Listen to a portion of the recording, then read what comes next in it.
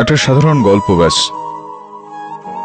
একজন পিতা আর তার 3 বছর বয়সী ছোট্ট সুন্দর একটা বাচ্চার, সেই বাচ্চাটার যার ততক্ষণ ঘুম আসতো না,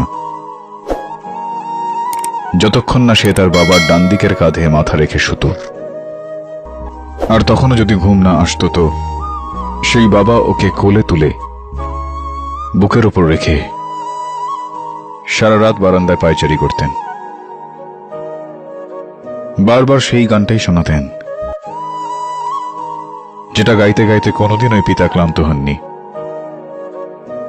আর শুনতে শুনতে ওই বাচ্চাটা নিজের দীর্ঘদিনের রাখা গোফটা শুধুমাত্র সেই কারণেই কেটে দিয়েছিলেন যে ওই গোফ বাচ্চাটার গায়ে লাগতো। একটা সময় এরকম ছিল যখন 8 বছরের ছিল ওই বাচ্চাটা, গ্রামে আকাল পড়ল, ঘরে খাওয়ার জন্য এক ফোঁটা কিচ্ছু নেই।